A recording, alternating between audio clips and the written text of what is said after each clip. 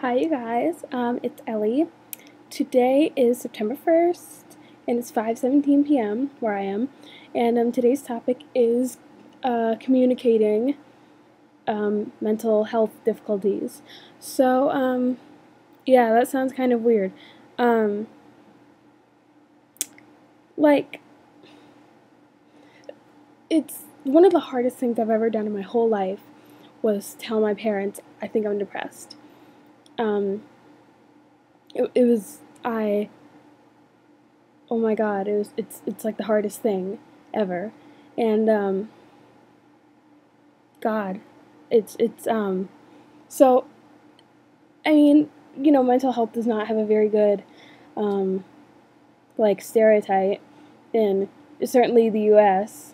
I'm not really sure where it's like other places, but psych ward equals crazy, like not necessarily depression isn't usually considered crazy, right?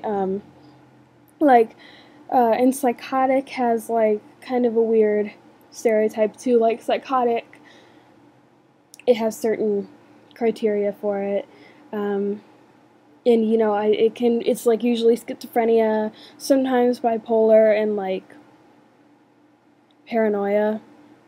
So like that's under psychosis, which is like psychotic, and that has a very bad reputation in the U.S. Like you're psychotic, crazy, gonna kill someone. Yeah. So and sometimes when I say something like to my parents that has to do with my mental health, like I said, I'm saying like I I think you guys hang out around outside my bedroom at night and wait for me, or I think you guys are in my room at night watching me sleep, and they laugh because they think I'm kidding, but I'm not. I'm dead serious here. And it's part of a paranoia I have, and I'm pretty sure I have paranoid schizophrenia. I don't know. I'm gonna talk to my shrink about it, but I don't know. Maybe I'm just like uh, overreacting here, but so like yeah, telling a trusted adult like your parents or teachers something like the first person you tell, it's very hard. It's very hard to just say to someone like I think I'm depressed. I hear voices. Um, I think I have OCD. Other mental health issues. It's so hard. It's like it's damn near impossible um, to say to someone like I think like I mean it's easier with friends in my experience. Like I said to some of my friends, I'm just like guys, yeah, I've been having some issues, and like the first person I told ever, like I told her long before I told my parents. I was afraid to tell my parents, and she has like the same issues, so it was cool. Like we didn't, like we could relate to each other. But my other friends who don't have the same issues, like it's different for them because they don't understand. And when I'm too depressed to get out of bed and stuff, like they don't understand, and they're just like when I'm with them, and like I get tired very quickly because of the medication I'm on and stuff, and because depression like makes you tired. Um, so I get tired on with them, and they're like, "Ellie, what's wrong? Why are you all quiet? Why are you acting like that?" And I can't explain to them like it's because of my mental state. I mean, just like yeah, it's very hard. Like especially, it's much easier talking to people who also have mental difficulties than talk to people who don't, because like people who don't generally aren't going to understand you. Like my brother thinks that depression is like having a really bad day every day. And it's like no, it's not like that. Um, it's very different from that. So yeah, my dad doesn't really understand either. He doesn't have depression or anything, but my mom understands a lot, and we have a lot of same symptoms and stuff. So yeah, it's good. And yeah, talking to a shrink, like they're like unbiased and stuff. Like they aren't going to like judge you and stuff. And like they want to help you, but they're also professional at it. They're not going to like burst into tears when you talk about your struggles. So yeah, that's I mean shrinks I think are my favorite people to talk to about this stuff because they're gonna give like legit advice excuse me, just had a hiccup. They're going to have legit advice, and they're like nice about it and like calm. You know, not all shrinks are nice. I have met some not nice shrinks, but most shrinks are going to be pretty nice. So, yeah. Yeah, I mean, especially when you're talking about something like schizophrenia, like telling someone about it is like, it's so hard because they're just going to think you're crazy, and yeah, it's really hard.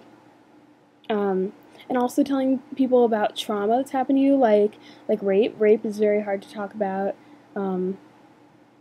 Having nightmares where things happen in them, talking about what, and you know, fantasies, and some people have very gory, bloody fantasies. I do. I have fantasies of blood and gore and death and all this stuff. It's hard to talk about because people are going to be like, ew, why do you have fantasies about that? That's gross. So, yeah, and you know, like, I have a lot of OCD things, and, like, when I talk about them, they sound completely insane. Like, if I put my left shoe on before my right, my whole day is ruined. And when I explain that to people, they're just like, that doesn't make any sense. Like, what would happen if you put your left shoe on before your right? Nothing would happen. And I'm like, you don't understand. It's OCD. It's anxiety. It makes me uncomfortable just, like, thinking about it. And, yeah, no one understands. You know, but, like, people with your same problems, they're more likely to be like, yeah, I get you. Yeah, I see how putting your left shoe on before your right could make you anxious. So, it terrifies me. And I hate that because I know, like, it's such a weird thing to be terrified about. Like, nothing will happen if I put my left shoe on before my right, but, like, in my head keeps saying to me, like, the world's gonna blow up if you do that. Everything is going to be ruined. So, it's just, yeah. So, and, you know, like, I also find it much easier to talk to people I don't know about these things, like I have many internet friends. I'm much more comfortable with people over the internet than I am with people in real life. And I find it much easier to talk to someone I don't know about these things especially. So, which is why you guys can always talk to me.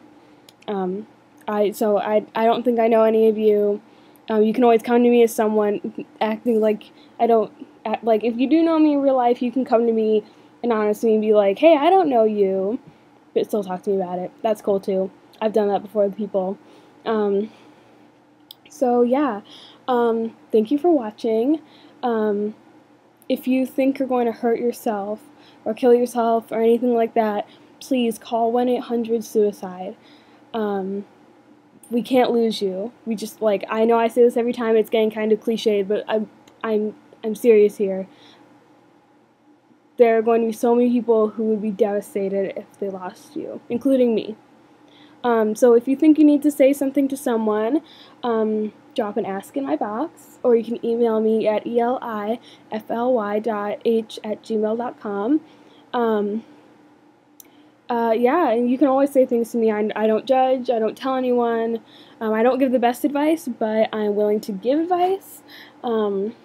So, yeah, thank you for watching, and just remember you are flawless. Just say okay, here's my advice, just, bitch, I'm flawless, and I own this shit. Those are my mantras, so, just remember that, because those are great. So, yeah, thank you for watching, and I'll see you soon. Bye!